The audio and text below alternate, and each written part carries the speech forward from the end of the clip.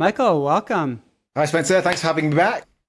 So, how does your approach to figuring out what charities are best to give to differ from approaches that others take?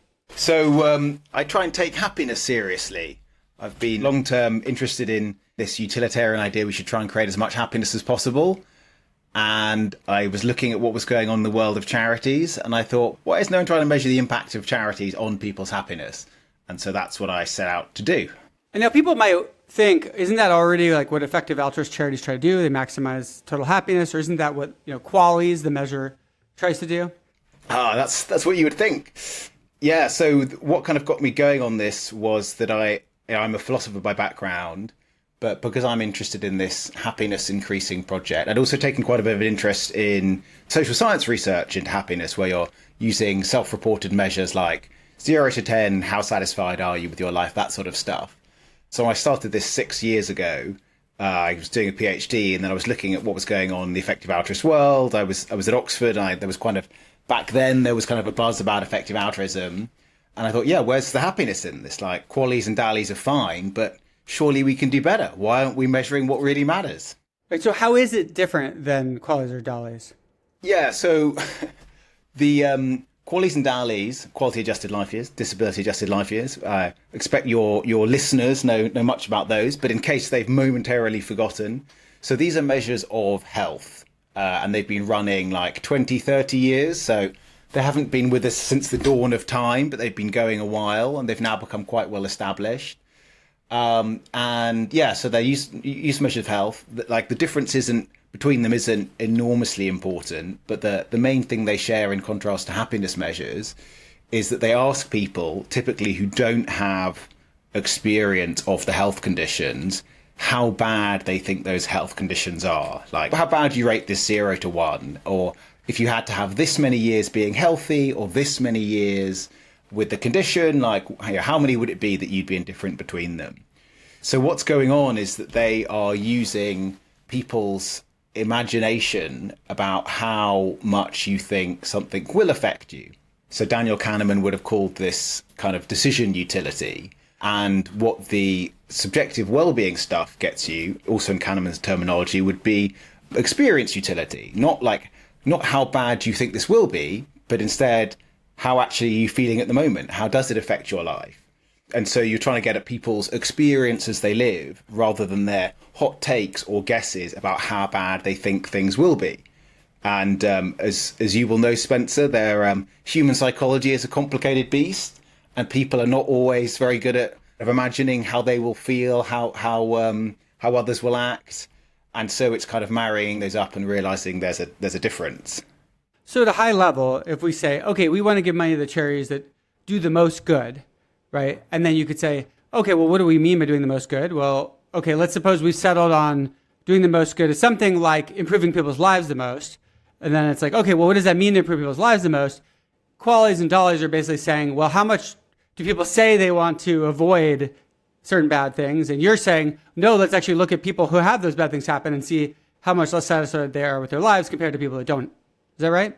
That's right. I'll give you a couple of examples. So one thing that got me kind of really recognized, like, oh shit, there might be quite a difference here, was something I came across when I was doing my master's at the LSE, and I was doing behavioral and wellbeing science, and it was looking at time trade-offs for qualities. And if you ask people, like, how much of your life would you trade off not to have some difficulty walking, it was about 15%. And if you ask people, how much of your life would you trade off not to have moderate anxiety or depression, it was also about 15%. So people thought, okay, these things are as bad as each other. Whereas you don't have to think that hard to realize, like, well, moderate anxiety or depression is actually going to make me much more miserable than having some mobility issues. And going back to Daniel Kahneman, this would be failures of affective forecasting, so affect emotions, and particularly focusing illusions. So we're not that good at putting ourselves in other people's shoes. So, when you imagine what's it like to be, I don't know, Taylor Swift, you're thinking like, oh, it must be so great to have all those people, cheering you up there on that stage. But then, so Taylor Swift must be having such a great life. But then, there's probably more to it. Like when Taylor Swift is having her coffee in the morning, her coffee still probably tastes, much the same as yours. And so people overestimate on the basis of these focusing illusions how much difference there is between lives. And maybe I'll just mention this other bit, which is that also when we do these prospective imaginations, we don't account for what we're going to get used to and what we're not, which is what it's called immune neglect or duration neglect. So there's kind of a few kinks in how we imagine our lives compared to how they are that really motivate thinking, okay, like let's look at the data and see how happy people really are. Right. And actually, people are pretty famously bad at forecasting how future events are going to affect them. Like there are actually these studies where say, well, how bad do you think it would be to have XYZ happen? And then they look, well, how bad is it actually to have XYZ happen? And usually it's much less bad than people estimate because they sort of take however bad they'll feel right away when that thing happens and they kind of extend it forward rather than taking into account the hadronic treadmill and the fact that they'll get used to it significantly. Yeah, so there's some experiments done by Dan Gilbert and is it Timothy Wilson? And so they're asking people questions like, how bad would you be? Like, how bad would you feel if your football team loses? And then they go and ask people like the week after the matches happen. And people feel much less bad than they say they would feel. And that's simply because, going back to Daniel Kahneman again, I'm a bit of a broken record. He's got a great line, which is nothing matters as much as you think it does while you're thinking about it.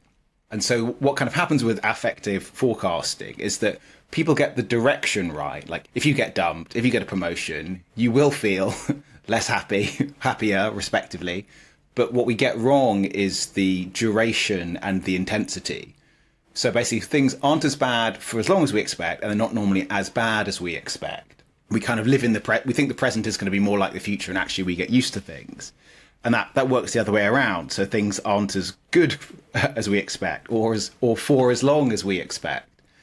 And then what motivated the stuff we do is thinking, okay, well, if this is true, then we should probably really focus on the things that just really are bad and people don't get used to. Things like mental illness and pain, where they have internal suffering. We're not very good at imagining what they're like unless we've experienced them, and then we kind of forget afterwards.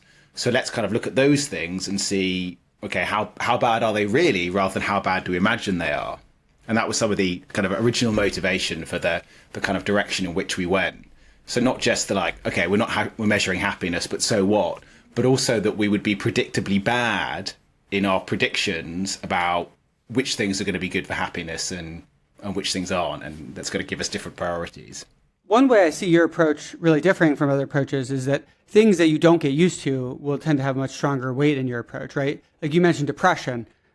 As people have depression longer and longer, they don't necessarily feel better just because they've had depression longer. Yeah, that's right. So you to motivate, where are you going to find things which are really important to focus on for charities, but also this is going to generalize to policies. You've got to think, okay, like what's actually going to affect people's lives as they live moment by moment, rather than it's just you're painting a quick picture in your head. Well, on that point, it raises a question of how you actually ask people how happy they are. Because if you ask people, all things considered, how satisfied are you with your life, which is, a common life satisfaction question, or a Cantrell's ladder question, like, look at the rungs of this ladder from 1 to 10, where 10 is the best possible life for you and 1 is the worst possible life for you. Where would you place yourself? Right? That might actually weight things somewhat differently than if you say, okay, at this moment, how happy are you? Or today, how happy were you? Yeah, so we've actually we've been discussing this internally, and we in the Happy Lives Institute. It's a conversation we have, basically every 6 months. Is that so when people measure happiness or well-being, like what's really being measured is typically these life satisfaction questions. So if you're looking at measuring well-being, the basic important split is between these evaluative measures of well-being, how good do you think your life is going, and experiential measures of well-being, which is to the man on the street is what you'd call happiness. That's how you feel moment by moment. And there's lots more experience into life satisfaction, where you just have these quick measures, whereas it's much harder and kind of costs more money, it's more faff to collect data on people's happiness moment by moment. So there's actually not loads of that stuff. So in practice, we have to, in the work we do, we will rely on life satisfaction measures, but we would also, because that's what there is, we're sort of data omnivores, but we'll also look at things like mental health scores, these kind of, the kind of questions your doctor would ask you if you walked in when we're feeling a bit low, to kind of collect the data or kind of use the data. And we're sadly not in a world where there is, the ideal data to use for these sorts of assessments. But what would the ideal data from your point of view be? Yeah, so I think this isn't a kind of a controversial view, but if you're trying to measure experienced well-being, aka happiness, then the kind of thing you'd want would be called the experience sampling method. So you'd kind of ping someone on their smartphone. Used to be done on what are they called, like pages for a few years ago. So like how happy do you feel right now, or like how do you feel very good to very bad, and then there's no problems with kind of recall or kind of how happy do you think you should feel. So that's really kind of capturing it in the moment. It has the highest ecological validity.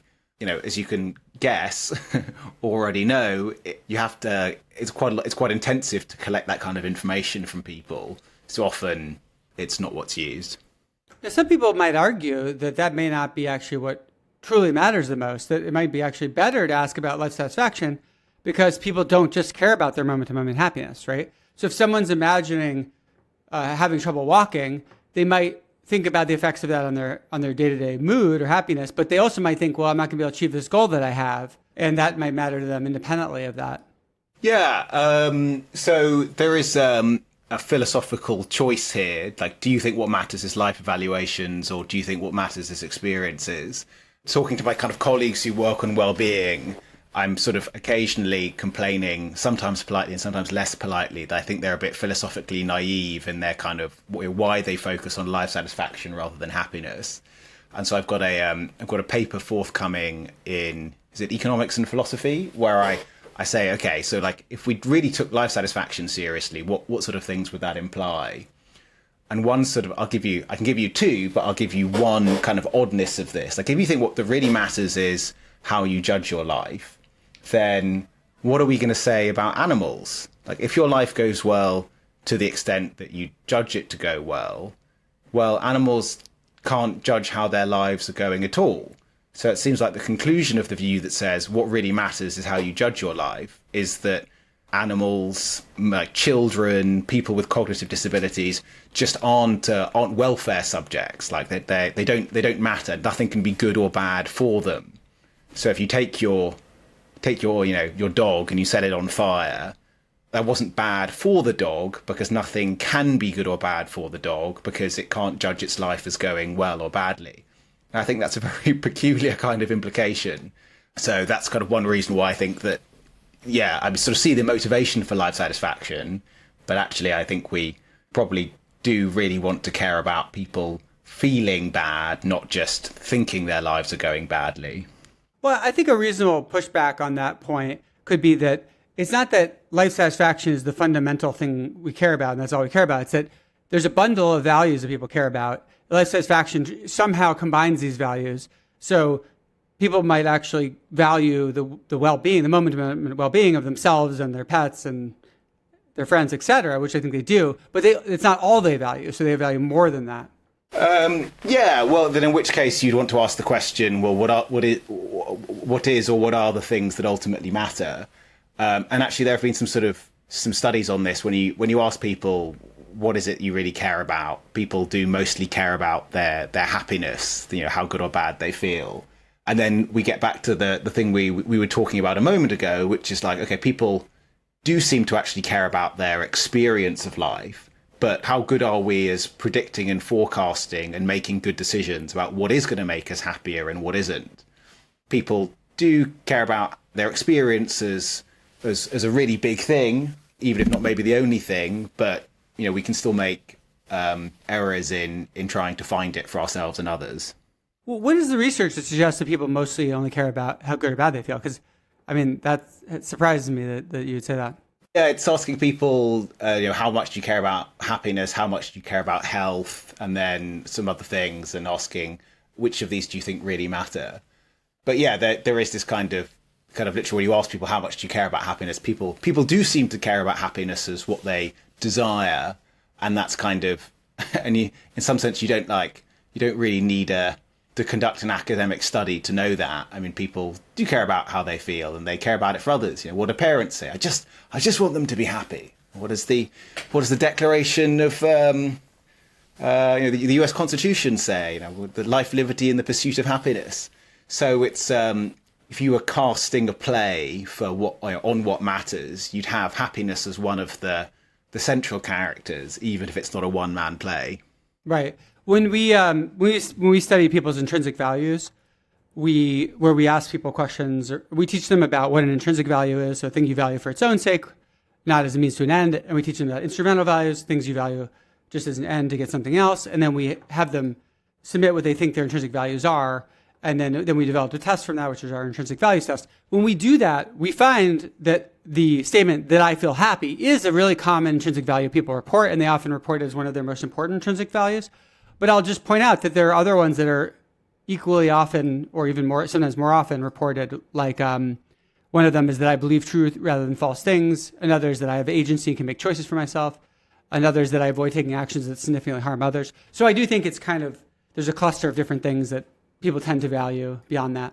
Yeah, I mean, so I guess it depends how much you want to get into this, but I mean, the business of part of the business of philosophy is thinking, okay, what sort of intuitions do we have about, and then can we kind of make greater sense of those? So there's a question of well-being, what makes my life go well for me, and there's a question of morality, what ought I do overall, and then so some of the things you mentioned could be, okay, well, I might say that I value truth intrinsically, but it just seems actually more plausible to me. They say, well, look, I value truth as a means to an end. So I recognise that people may state these things, but that doesn't sort of persuade me that I should change my views on what matters, because you can do a further explanation as to, okay, well, here's a more plausible story of how this fits together. Right. It's more convincing if they're willing to sacrifice some of their happiness to get more truth, and like if they actually take steps to do that, right? Yeah, I guess so. Yeah. One thing I think is kind of interesting. So I just looked. So we've got this site called personalitymap.io where you can look up over 1 million correlations. And so I just looked up what's the correlation between the following two state questions. The first question is, right now at this very moment, how happy rather than unhappy do you feel? Right. So that's like literally right at the moment. What are you feeling? And then the other one is to what extent you agree with I am satisfied with my life. And they're really strongly correlated. It's 0.67 is the kind of empirical correlation on that. So it's just very interesting because like in theory, you think I'm satisfied with my life would pack in all this other stuff, but it like is very heavily correlated with just like how good you feel at this moment. Yeah, I mean, part of the sort of explanation there is that, I mean, there's this kind of discussion in academia that like, well, life satisfaction isn't so bad because what people like when you ask someone how satisfied they are with their life, a big component to the people, sort of psychological under the hood component to that is going to be, okay, when you ask me that question, I'm going to ask myself this other question, which is like, how happy do I feel? So that, sort of a plausible psychological mechanism there. But then, there's bits of research where looking at the experience data and the life satisfaction data, and it's kind of an open question as to, I mean, these don't say the same thing, even if they often point in the same direction. And because we don't have lots of really good experience sampling data, it remains an open question as to if you really care about life satisfaction, like how far off are you? I can give you an example here, which is that the World Happiness Report uses a measure of life satisfaction. I mean, I guess it's more technically the Cantrell ladder, which is of the same family. So you could sometimes somewhat meanly say it's the world sort of smugness report because it's asking people about their life satisfaction rather than how good or bad they feel. And we don't actually have good international measures of happiness, like experiential well-being. And something that people often say when they, the World Happiness Report comes out, and then, some journalists go to Finland and they say, oh, these people don't look very happy. And then on my travels around kind of Africa, a bit Central America, the people do seem happier. They have more positive effect than you seem to encounter in Northern Europe. So it's, it wouldn't surprise me if we did have a really thorough world happiness report that would look at experiential happiness rather than evaluative well-being, that actually these might come apart in kind of an interesting way. And maybe we would find that that Latin America was actually winning the happiness race, even if it's not winning the life satisfaction race. Right. And that can help explain people's observations about like, why do some countries not seem to smile very much? Or, they don't seem to show much on their face. And and you got countries like Finland, right, that like do really, really well. But you kind of look around, you're like, it's dark a lot of the year and people don't smile very much. What's going on? Why is it they win in all the happiness reports, right? But, it is kind of funny because I understand why people say it's really hard to measure experiential happiness, because you think, well, you've got to ping people multiple times a day randomly and ask them, how they're feeling at that moment. But a cheap proxy of that is let's say you're doing a survey in some country. You just literally ask them, okay, right now at this very moment, how happy do you feel? And you just do that one time. And sort of it's interesting. It kind of can serve as a proxy for the experience sampling, even though it's not like randomly sampling throughout the day. Yeah, but I guess you'd want more information over time to sort of see if, like, how satisfied you are with your life, how's that relating to, how happy you are moment by moment in the last week. And if you're being kind of a purist about it, which sometimes we should be, the concern is that, because people's memories can play tricks on us to some extent. And this is again back to Daniel Kahneman and remembered utility contrasted with decision utility, contrasted with experience utility. You might be missing some of the granularity on people's experience at the time, which they actually don't kind of properly remember. Science is built on replication. Our confidence that a particular hypothesis is true increases the more times we can conduct experiments and get results that are consistent with the original research.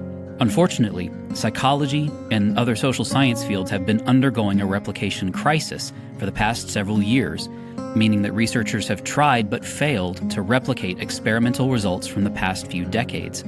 And this is deeply troubling because it calls into question many of the things we thought we knew about how humans work. To help solve this replication crisis in psychology, the team at Clearer Thinking has launched a project called Transparent Replications that seeks to celebrate high-quality research while also shifting incentives toward more replicable, reliable methods. They accomplish this by conducting rapid replications of recently published psychology and human behavior studies in prominent academic journals, with the aims of celebrating the use of open science best practices, improving reliability, and promoting clarity.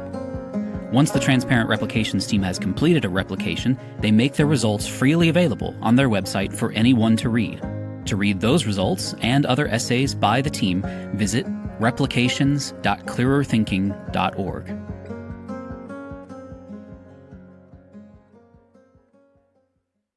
Okay, so suppose the listener is sold on the idea that we should be giving money to try to maximize the moment-to-moment happiness of other beings, or at least that some of our money should go towards that, even if it's not the only thing we donate to, right? How do you then approach turning that into sort of a set of recommendations of what to give to?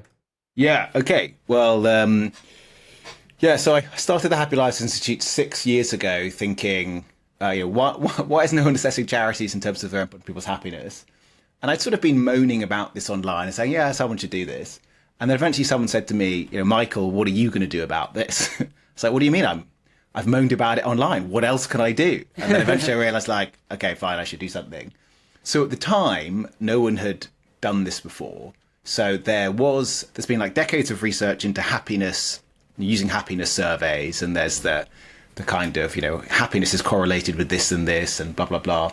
What hadn't happened is happiness cost effectiveness or happiness return on investment, where you look at individual charities, interventions, policies, and then you say, okay, how much bang for your buck do you get?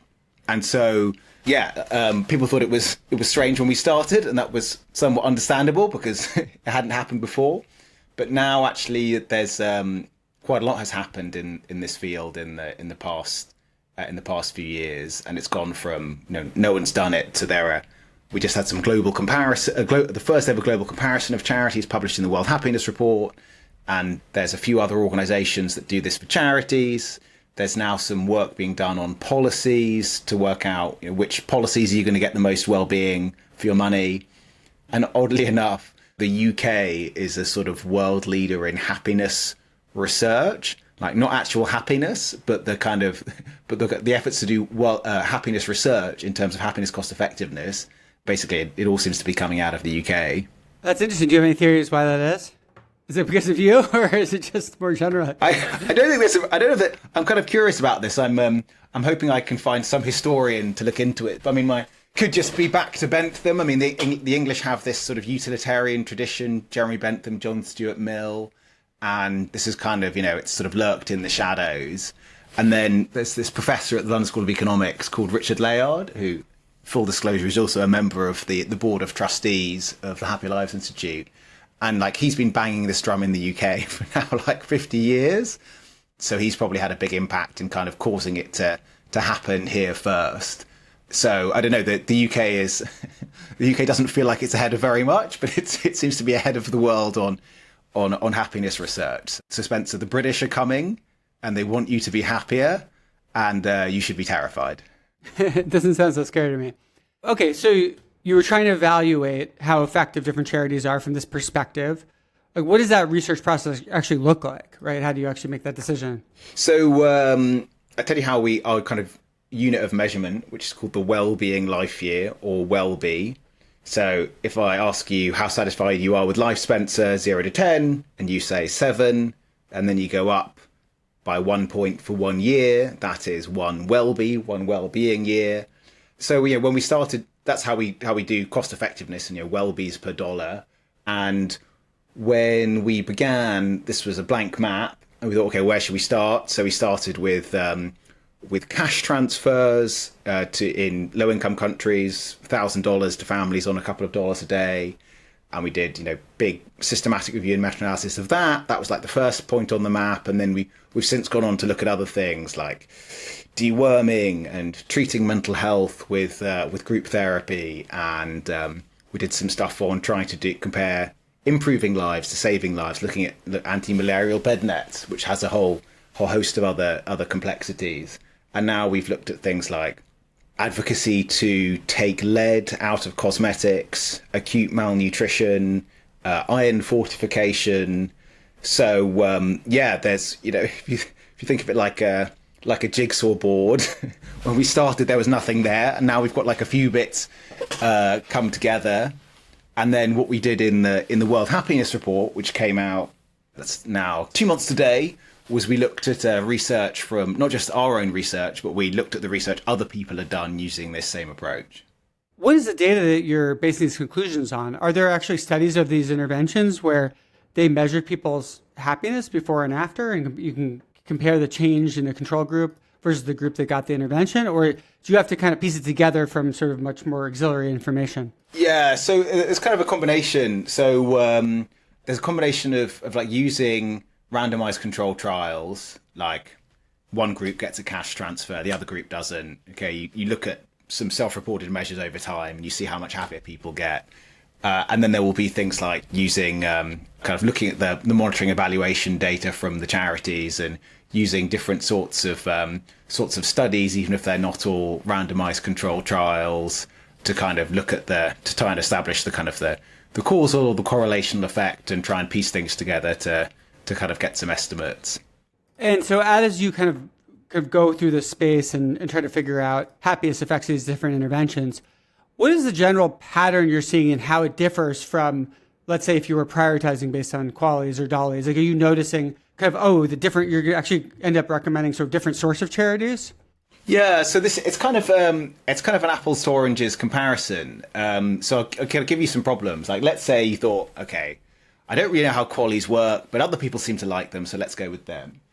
Well, then these are only limited to health interventions. So if you're looking at the effects of poverty, you probably would think if measuring them on health isn't really kind of capturing that, or you're looking at educational outcomes, or it presumes an answer sort of because that's all you can measure. Yeah, so it's it's like a round peg square hole, so it doesn't allow you to kind of capture the full spectrum of life. And we've already touched it, kind of got the other thing about there's differences between people's expectations and then their reality. So people often ask me okay, what's your translation grid, or how do you go from a quality to a well-being? And part of the motivation for the research is it's not that simple, because to work it out, you've got to look at how people are doing the Quali or DALI numbers, like how bad is blindness, how bad is cancer. And then you've got to get some data on people's happiness as to how much better or worse it makes them as the thing happens. And so to kind of meld them together, there's no kind of even mapping. It's going to depend upon how far off people's effective forecasts are. And you've got to have the data on the other thing to check. So there isn't like a sort of a simple answer. What we're doing is thinking, well, all this quality dally stuff is fine, but we can kind of do better. It gets us closer to what really matters. It allows us to have more universal comparisons. So let's just kind of get on with finding out how good and bad things are in terms of well-bees. And what about compared to sort of traditional effective altruist favorite charities? Are there some of those that actually don't look very good on a well-be point of view? Like I said, it's kind of a bit hard to do the comparison. So the people who you would have thought the most kind of relevant thing here would be the work done by kind of GiveWell, but GiveWell don't quite do things in terms of qualies and dallies. They have their own system of value where they're looking at lives saved and some sort of trade-off rate to the value of doubled income. And so what we did sort of earlier on was say, okay, let's look at GiveWell's model and then what happens if you kind of do it in terms of well-being. But actually there aren't that many kind of points of matching. So let's say you wanted to compare cash transfers to treating depression. Well, there wasn't like that. Treating depression wasn't on the GiveWell schema, so I couldn't tell you what their ratio was compared to ours. And then we looked at deworming interventions compared to those other two. But then GiveWell's model of deworming was based on income, not on dallies. These kind of, you have deworming and then later on your income improves. And then when we looked at the deworming stuff in terms of the well-being data, there's one kind of deworming study people rely on, this kind of 20-year follow-up in Kenya. There's KLPS. And then if you look at the well-being improvements, they're like non-significant. And if you take them at face value, they go down over time. So there doesn't seem to be kind of evidence there we can rely on. So then we don't get the GiveWell used to say, which is deworming is 10, 20 times better than cash transfers. I see. So deworming may actually look really bad on a well-be, from a well-be perspective, at least given the data we have, even though it's a GiveWell a top-rated charity for a long time. So GiveWell have sort of since sort of downgraded their estimation of that one. I mean, I'm not a GiveWell scholar, nor do I want to be. So yeah, they're kind of, there isn't and there wasn't a, here is a charity ranking based on qualies dallies. Okay, and now here's one based on well-bees. Like you need the sort of the ranking, or even better, like the cardinal cost-effective numbers on both sides, and there just like aren't very many places where you have both of them. So I guess I just don't worry about it that more and kind of get on with doing the thing which I think is getting us closer to what really matters. So tell us more about what you found in the World Happiness Report. Cool. So as I mentioned, we've been doing this for 6 years, and then we've been focusing on charities interventions that we think are going to be the most effective. We've been looking in the Global South. And then the World Happiness Report, which is this thing that does this, it's famous for its inter-country rankings, like the Finns are at the top. We were just discussing that before.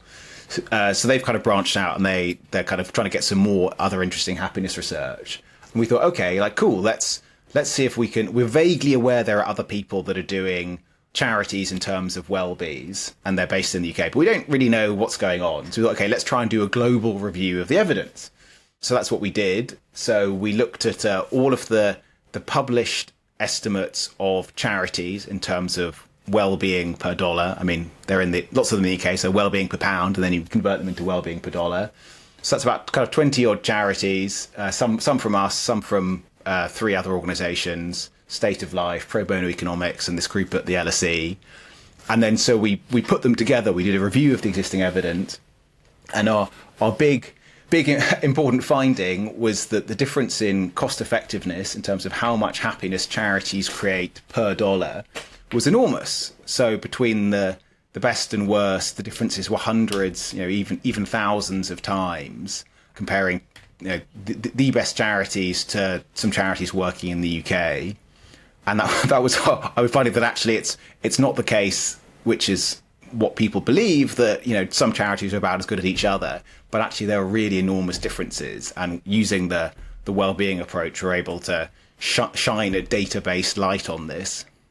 Right. So it turns out from a well-being perspective, like it could matter tremendously which of these charities you give to. It's not just kind of a small factor. Yeah. So something that sort of effective altruists have said is that, you know, the best charity is 100 times better than the average charity. And when we were kind of looking at, because that was sort of part of what inspired the research, and we were looking at this and we were like, well, like, what is this actually based on? So part of what it had been based on is stuff that Toby Ord had done, looking at the cost effectiveness in DALYs of different health interventions. But this is health interventions focused on kind of international health, so kind of the global south.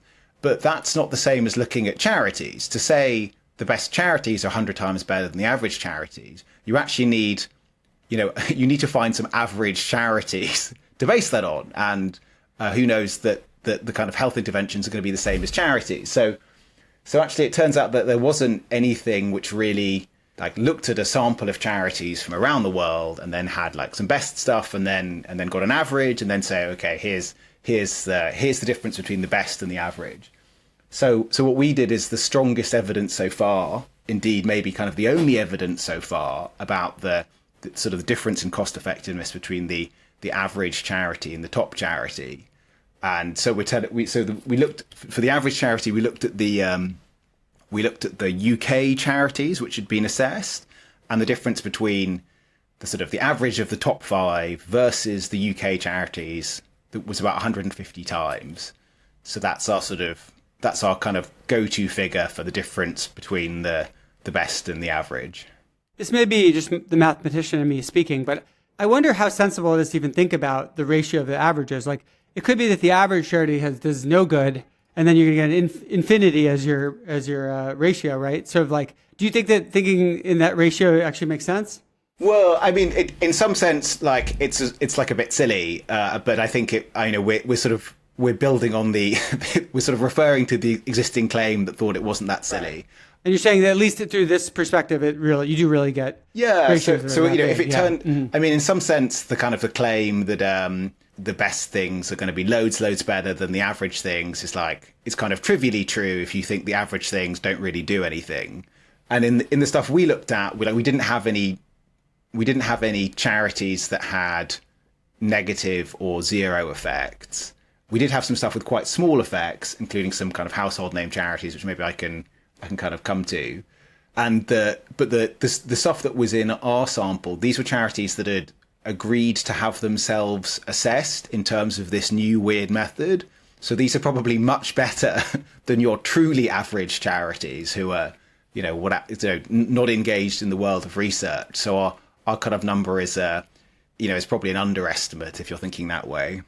Yeah, I don't know if you know this, but I actually published a paper with some colleagues like Lucius Caviola and Stefan Schubert about how people view the average charity versus the best charity. And we found about a 1.5 times difference, where people thought that the best charities were about 1.5 times better than the average charity, which seems, by your research, just sort of, at least from your perspective of using WellBe, is just kind of vastly off. But that could help maybe explain in part why people don't care that much about cause prioritization or charity prioritization, because they don't think there's that much difference. Yeah, that's right. So if you'll have to correct me if I got this wrong, but in that paper, that was the difference between charities helping people in poverty. We saw that and we thought, okay, we kind of want to know what the difference is, not between in that just particular subset, but across all charities. So we did a sort of a recent survey with a representative sample of 2,000 Americans. So we asked, okay, what do you think the difference between the best charity and the average charity, where you're looking at how much happiness they create per dollar? So that it wasn't restricted to just the bit in kind of poverty charities. And you may be interested to know that we found the difference was 3. So people thought the top charity, asking this kind of general question, the top charities were 3 times better than the average charity. So it only goes up by a factor of 2 if you spread it for all charities rather than just looking at the global poverty charities, which implies that people think the kind of global poverty charities are only slightly better than domestic charities. Right. And it seems like there's a lot of evidence against that, given how much easier it is to help people who are in extreme poverty and how much further money goes in some countries compared to others. Yeah, so I think this is part of the story it's sort of understandable, right? Like because you and I have been sort of soaked in this research plausible belief that there are quite big differences. But unless there's someone who's kind of stuffed this in front of your face, then it doesn't really matter. Do I care about charities? And maybe I care about them a bit, but they all look kind of much of a muchness. I'm not going to go and try and work out the details, and if I did, it probably wouldn't make much difference anyway. So I'm hoping it's the case, and indeed it is somewhat the case, that people who kind of encounter this kind of new, more sort of strongly evidence-based, good comparison method to comparing charities, where we can say, look, there are really big differences. We're hoping that does kind of motivate people to take effective giving more seriously. We can, really show how big the differences are now that we found that they are big. Yeah, I wonder if it also in part reflects a kind of worldview thing where, you imagine that you ask people how big are the difference in different products, right? Like if you're going to go buy a new speaker or a new computer, I think most people would say there's a pretty big difference, right? You can get different, quite different results. Some things could be a scam, right? Some things could be really excellent, but you'd think that would carry over and thinking to charities. But maybe there's some sense that people have that charities are a different kind of class of thing where there are not big differences between them. And I don't know why that would be. Yeah, so I think about that in kind of the other way. So basically what we experience in our normal lives as consumers is that you kind of get what you pay for. If you go to a fancy restaurant rather than a basic restaurant, you're going to pay twice as much, but you're going to expect the food to be noticeably nicer. And that kind of makes sense. There's this market mechanism so that stuff which is expensive but people don't think is worthwhile, those businesses don't keep existing, the kind of the price signal.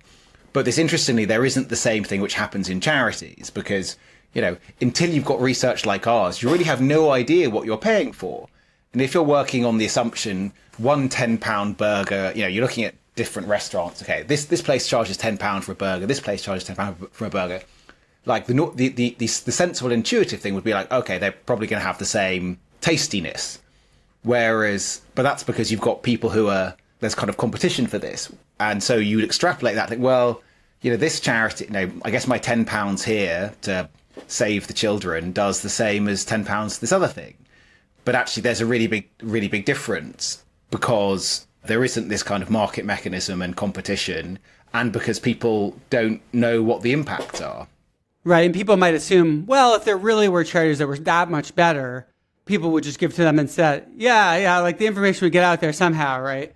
But, whereas in capital markets, if there really was a way to make that much more money doing one thing than another, there's going to be some greedy capitalist who's going to take advantage of it. Who's going to do that. So we're in trying to explain what we do. One analogy we actually use in the World Happiness Report is, okay, imagine you were buying something and you could make, a 20% saving. You'd be that's an amazing deal. You'd go tell your friends about it.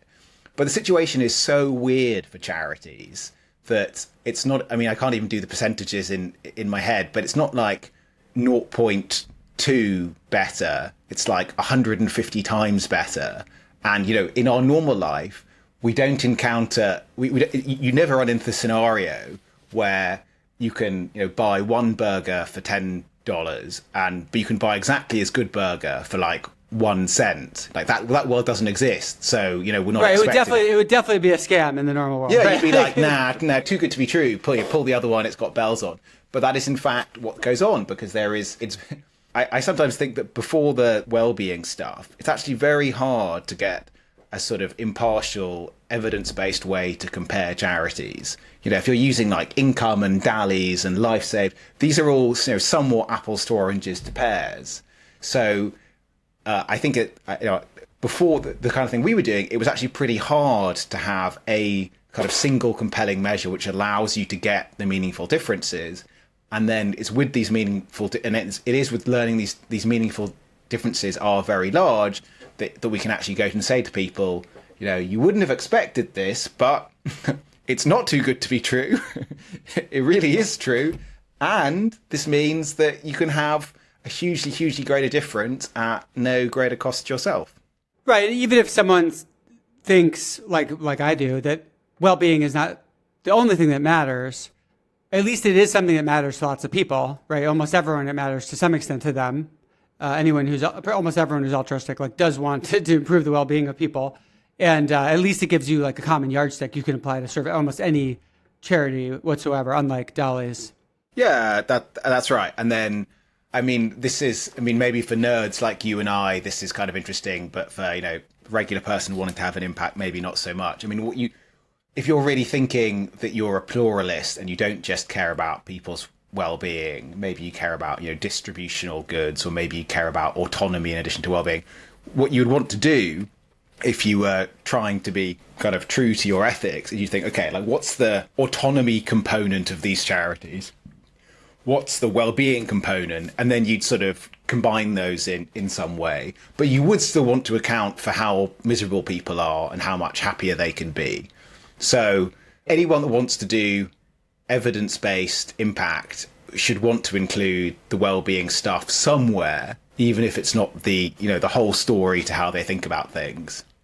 Now, imagine a point of contention you might get sometimes that people might say, well, but are these scales really reliable? Like, if you ask people about their, how satisfied they are with their life, like, what does that really mean?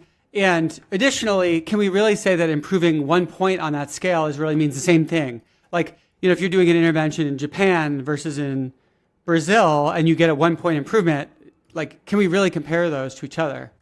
Yeah, so that does come up quite a bit. We could do a whole podcast on just this thing. And in fact, we almost did 3 years ago, where I think this topic came up as well. So, yeah, one response is, how bad do you think this is, right? So I have conversations with the people who just think the idea you can measure happiness is totally baffling. And then, they will look up a restaurant and be like, oh, I want to go to that one because it's got 5 stars. But I don't want to go to that one because it's got 3 stars. And you might think, like, well, hold on, like, this is, we use these subjective scales for like everything all of the time, even more so in the modern day. And we really, we think they contain useful information, even if we don't think they're perfect. And like, what's the alternative? You just not going to use this information at all? You're going to use something else which isn't capturing people's experience? Right. We don't have a device that measures how happy people are in some objective way.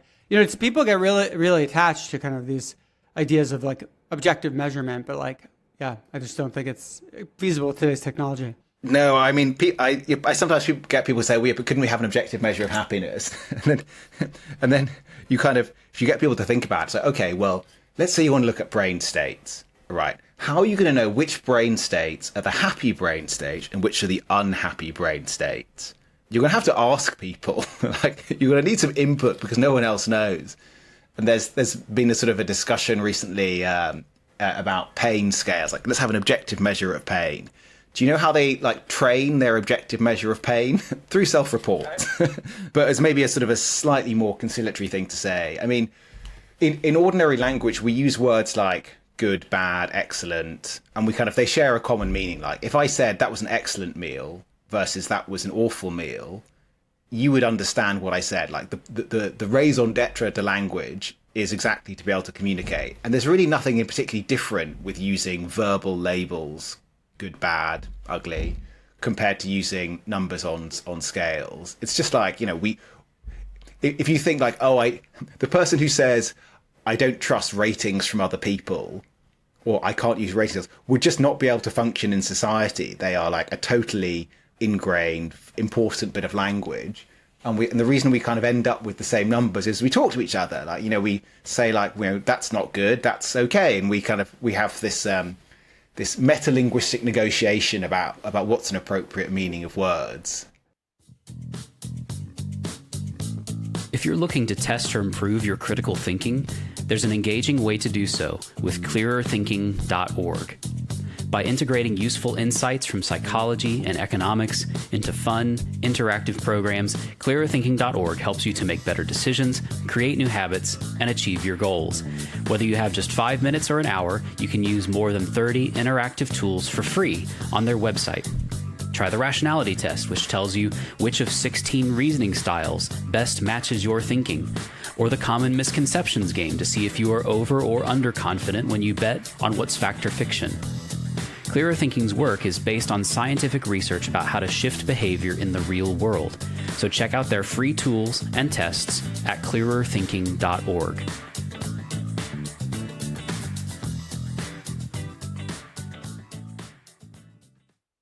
It does seem, though, reasonable to be concerned that different cultures might use words differently. Do you feel like there's a way to address that, or kind of the best we can do right now is assume that cultures use them similarly enough that we can kind of translate? So I think the most obvious test of this is actually with something like the data from the World Happiness Report. So countries which would come high on life satisfaction are places like Finland, Denmark. Okay, so they're about an 8. China's like a 5.5, Malaysia similar, and then at the bottom of the scale you have places like Zimbabwe and Iraq, Afghanistan, and they got like a 2 or a 3. So that seems like a pretty plausible ordering of there's a sort of a shared sense of good and bad lives, and people are using the same sort of scales, or sort of same like similar sorts of reference points for their scales. So if you turn that the other way around, like imagine that the Finns said they were 1 out of 10, and the people in Afghanistan said they were 9 out of 10. You'd think like, oh, maybe there's something weird going on here. But it looks like it's kind of in the right sort of place. You've got like sort of safe, wealthy, developed countries are more satisfied, whereas like less safe, war-torn, fragile countries are less satisfied. So if you're thinking about these things as life satisfaction and other scales as like measuring sticks for feelings, the question is like, are they all straight and the same length, or are they a bit wonky? But it doesn't seem like they're extremely wonky. They might be a bit wonky, but they do allow us to measure the thing or a thing which really matters. So they seem okay. And what are we going to use instead? What would you like to see happen in terms of improving the measurement of well-being?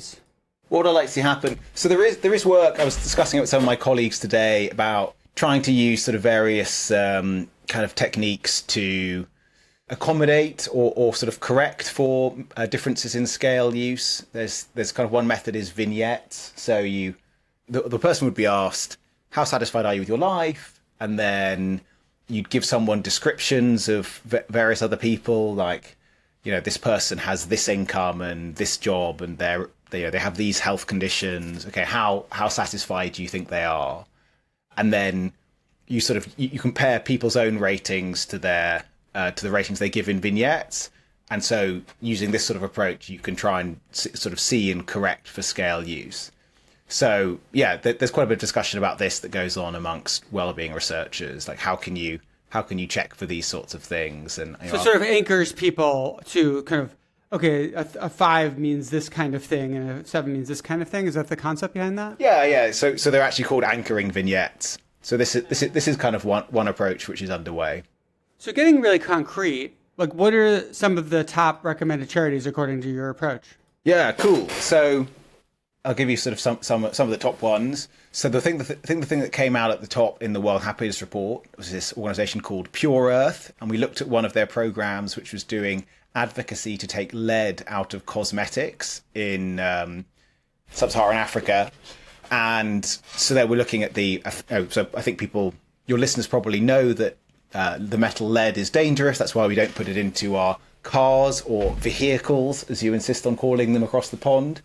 And so we think that one looks good, taking a bit of lead out of cosmetics, which then affects people's kind of brain development. We're looking at kind of children. Another organization was Taimaka, which does acute malnutrition for children. There's no kind of providing kind of food supplements in early life, and that has long-term effects. There's kind of no deep mystery about malnutrition, but we found some evidence suggesting the long-term effects are sort of surprisingly durable, or there are long-term effects. Taking those two as examples, right? So those are things where, lead poisoning or malnutrition, they could affect you your whole life, right? So it's kind of accumulate. So one thing that we were leading with a couple of years ago as our top charities are treatments for depression, organizations like Strong Minds and Friendship Bench. And actually those are still our on the HLI website, those are still our top charities because they're very cost effective and there's lots of evidence behind them. Whereas there are these other couple of charities which we call promising charities, which we think could be more cost effective, but the evidence base is weaker. And then having looked at treating depression in adults, we thought, well, what about effects on children? If something is bad to you early in life and it affects you a long time, then maybe that's going to be more cost effective. And that's what got us looking at lead and malnutrition. And then if your listeners are interested, we write incredibly detailed reports where we pretty technical reports where we say where we got the evidence from and how we do that. These are all on our website. So we'll put that in the show notes for those who want to check it out. Yeah, so then you can kind of see how we come up with the numbers, and some of it's it's kind of amazing what you can find some estimates for if you're digging hard enough. So my team do a really kind of good job to work that out. And yeah, so we do think that these long-term effects, these early life effects, can pretty substantial and therefore cost effective, and that's why they end up at the top. What's the mechanism there? Is it people actually just feel a little bit less happy moment to moment because of like early childhood lead poisoning or malnutrition? Or is it more like the way it affects them, like the choices they're able to make or the kinds of lives they lead or whatever? So we're looking at a kind of mental health scores for these. So if you want the sort of mechanism, for malnutrition, you can think of brain development. And I think I would actually have to refer you to the report for what's the kind of causal story there. I can't quite remember how kind of deep we get into it. But it affects mental health, basically. Yeah, so we pick up the effects on mental health, but exactly what the causal pathway is, so like what is happening in your life subsequently, is not a question we've kind of tried particularly ourselves to map. Right, you don't need to answer that in order to know that it's we're interested in kind of what works and what doesn't, whereas the question of why things work and why they don't is not so essential as to what happens inside the black box. But I think we do discuss these in our reports. I mean, with lead, it's like there's preferential binding to bits of the brain, and there's an established literature on the effects of like lead on IQ, and so you don't have to have a kind of a strong story as to why being poisoned can make your life worse later on. Right. So some of the recommended charities are kind of that nature, and then you have some that are more direct mental health treatments, like Friendship Bench and Strong Minds. So what's the idea there, and what's your kind of view on why they rank really well? So yeah, some people think that we focus on mental health and that's just kind of all we care about, and that's like not really true. I mean, what we care about is well-being understood as happiness, and there are many things that are good and bad for your happiness. It's not just mental health, but we do think that interventions which directly target mental health, like therapy for depression, which is what Strong Minds and Friendship Bench do, those turn out to look really good. But for all of the things we do, we're picking up their internal subjective psychological impact, even if you wouldn't think treating malnutrition, advocacy for lead, you wouldn't categorize those as mental health impacts, as mental health interventions, but we are looking at their impacts on people's well-being. So that's our common currency. Right. And my understanding is that depression and anxiety just have a shockingly high impact on how happy people are. They do. They are amongst the worst of life's common misfortunes.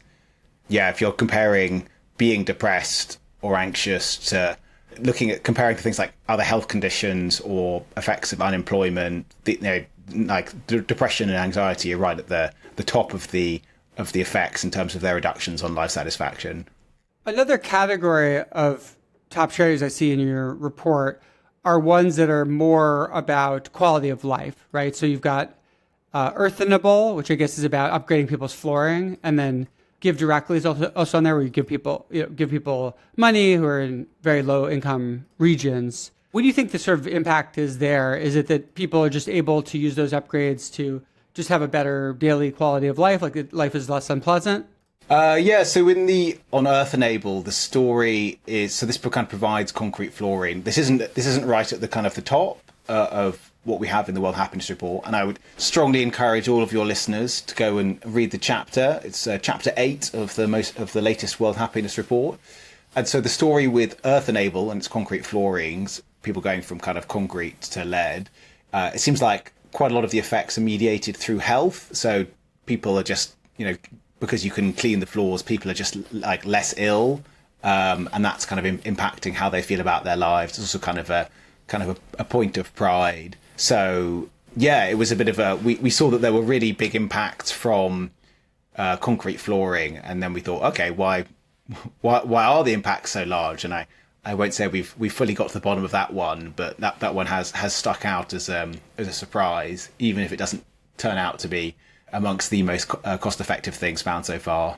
Now, a type of charity that sort of stands out to me as missing from this list are ones around malaria, because if you look at GiveWell's top charities, there's a bunch of malaria-related stuff. So do you have an intuition on why those sort of don't make the cut here? What we did in the World Happiness Report, we just looked at life-improving charities or interventions. So the reason we did that is, in part, that's kind of what all of the well-being research is on, but also that using the well-being approach, you can do apples-to-apples comparisons between different things that improve quality of life. But if you're comparing improving lives or improving quality of life to saving lives, then you've actually got to bring in a whole bunch of moral assumptions as to how you trade those things off. So, and that's kind of a point we make, is that there isn't a kind of a direct way of doing that. There are a bunch of different assumptions we can make. And so because what we were doing was publishing the first collection of results from a new field, we basically thought, like, this is too complicated to explain. It will just confuse people. If we have all these different estimates of, okay, if you put in this parameter, you're going to get this and this. We just thought, okay, we will leave that out as kind of as a question for further work. And we've chatted to.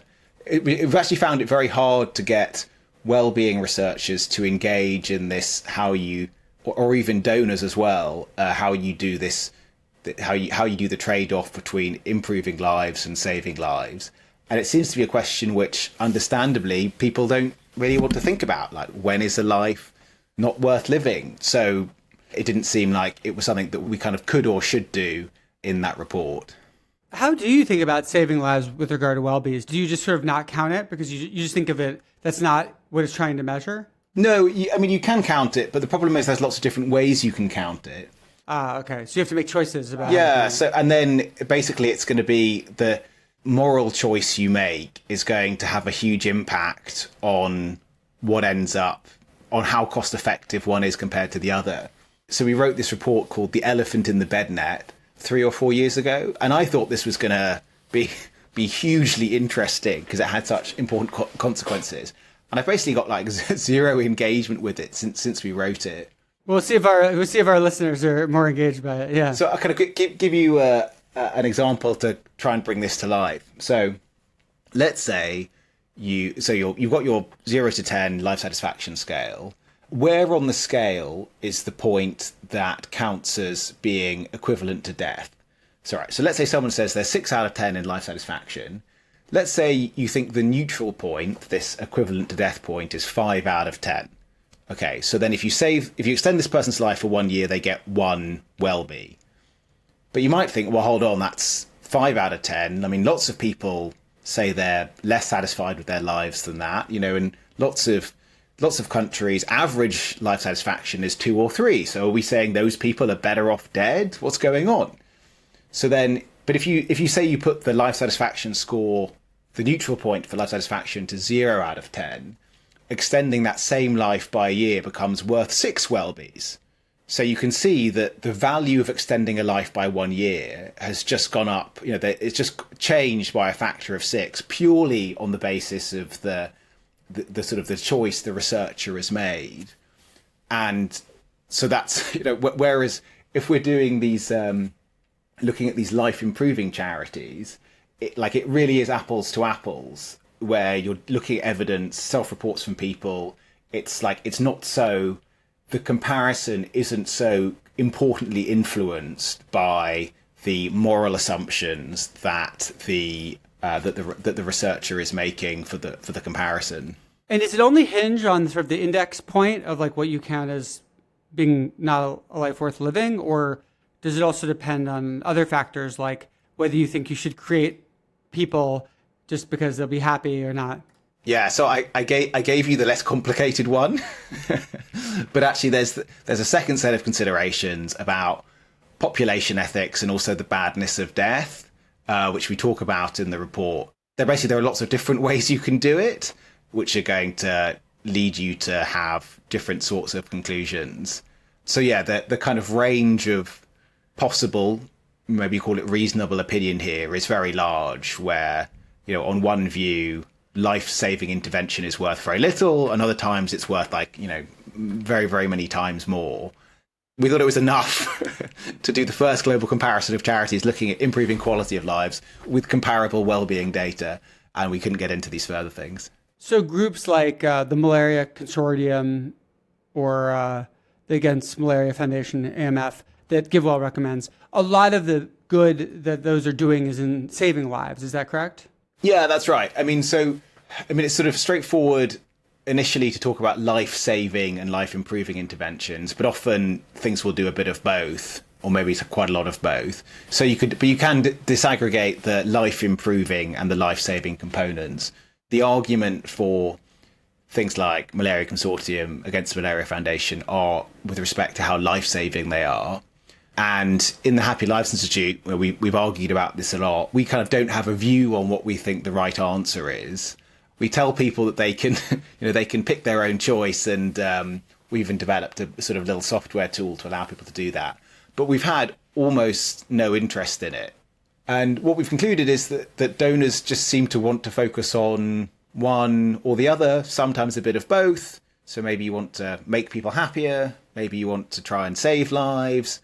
But yeah, I found it almost impossible to get people to engage seriously with the question of what's the appropriate exchange rate for these things.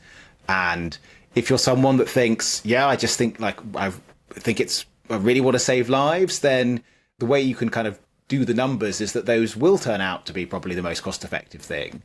And then kind of, going the other way around. So we leave it as kind of a choice for donors to make if they want to.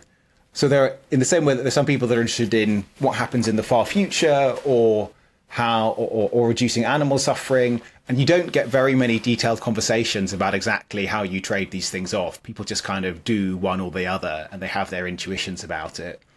And it seems to be the sort of a similar thing in this case, that people have intuitions and preferences and kind of don't really want to get stuck into the kind of details of how to do the quantitative trade-offs. So before we wrap up, what are the things you think people should take away from this conversation? Are there any actions you think people should take based on this? Well, I'm hoping that people have listened to this and they're thinking that they want to take happiness seriously, take other people's happiness seriously, and they realize that there is, in fact, a scientifically sensible and robust way of comparing how much happier we're able to make other people through our charity. And I'm proud that at the Happy Lives Institute, we've done some of the pioneering work, starting the field from not even really existing a few years ago, to find out what are the most cost-effective ways that we can make other people happier. And that's what we found, that there are some enormous differences in how much better the best charities are than others. There really are enormous differences in how much good you can do between one charity and the next, how much happier these make people.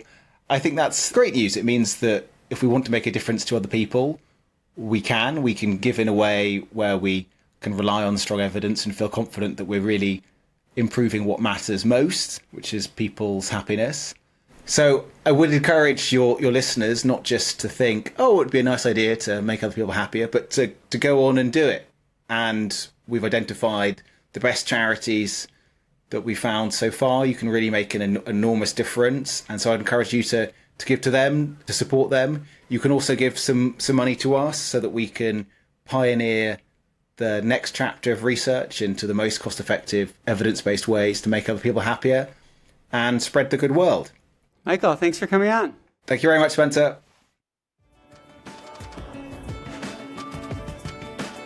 Thanks for joining us. We always love to hear from our audience, so if you have any questions or comments, send us an email at clearerthinkingpodcast@gmail.com. This episode was edited by Tone Support and transcribed by We Amplify. We would really appreciate it if you could rate and review us wherever you're listening to this, as it helps others find out about the show. And did you know you can now watch videos of the podcast? Just go to youtube.com/@clearerthinkingpodcast. Stay tuned in by subscribing to our email newsletter, One Helpful Idea. Each week, we'll send you one valuable idea that you can read about in just 30 seconds, along with that week's new podcast episode, an essay by Spencer, and announcements about upcoming events. To sign up for our newsletter, access transcripts, or learn more about our guests, visit podcast.clearerthinking.org.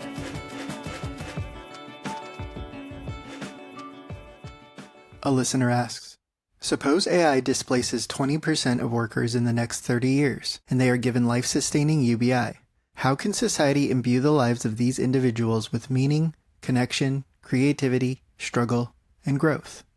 I think about this with a value lens, as I do with many topics, which is that people have these different intrinsic values, the things that they fundamentally care about, the things that they care about for their own ends, not as a means to an end. And as long as people are getting their intrinsic values fairly well met, I think people could be fine without work. For example, many people have strong values around having loving connections or strong values around learning. Those are things you can absolutely do without a job. Even if people often do things like meet others through their work or learn through their work, it doesn't have to be done through their work. I think where it gets trickier is if we live in a world where AIs can do things much better than humans, then some of our values around achievement might be hard to achieve if the AIs can do things better than you. But there still might be other forms of achievement. For example, many people find it very fulfilling to compete in sports, even if they're not the best in the world. So there's lots of people that could still beat them, but they could still find it fun and meaningful to compete with other people closer to their level. So I don't think that lack of work per se has to mean a lack of meaning or a lack of our values being met.